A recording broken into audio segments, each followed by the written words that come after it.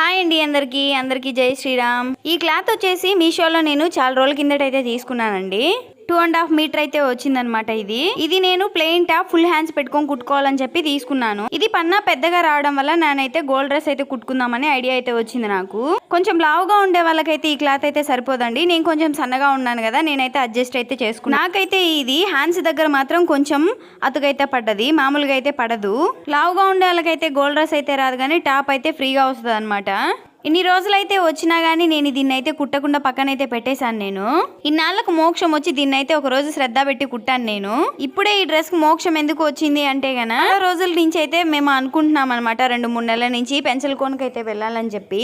రేపు వెళ్దామని చెప్పినారని ముందు రోజు అయితే కుట్టాను నేను ఈ డ్రెస్।